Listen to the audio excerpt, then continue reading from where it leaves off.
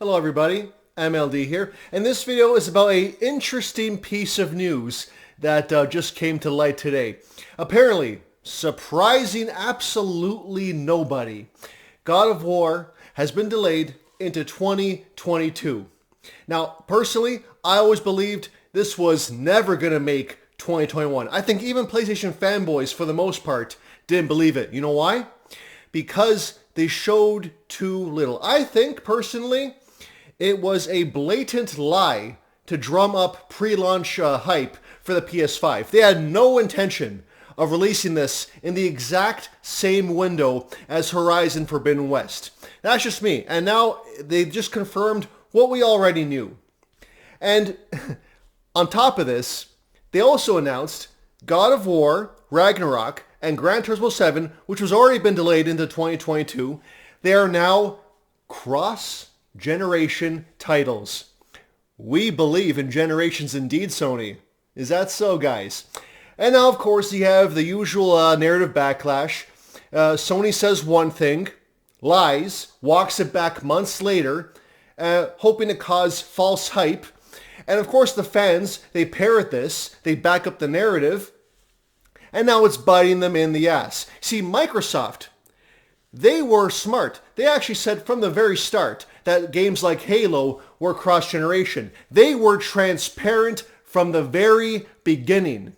Whereas Sony, not so much. You cannot put anything past them. Like, I think Gran Turismo 5, the trailer, it had PS5 exclusive on the trailer. And as for God of War Ragnarok, they didn't say anything. And people on Twitter, they say that.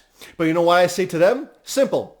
Sony should have clarified within the same day, within the same week. They said nothing. They let their fans' imaginations run wild. And now they're paying the price. And they don't care. That's the beauty. Xbox executives, they pay attention to what's going on social media. They can read the room as to what the fans, the community, are thinking and saying. Sony, they could care less.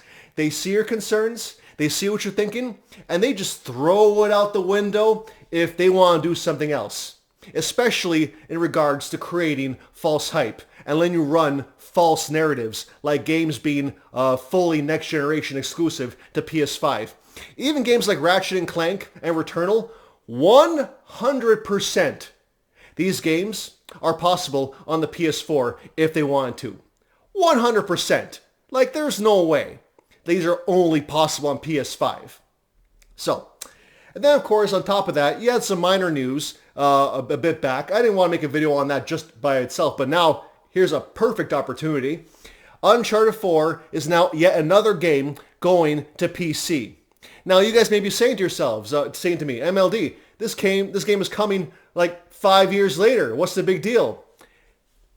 The big deal is that PlayStation, the culture, for the longest time, was that PlayStation is the one and only place to play your exclusives, your first party.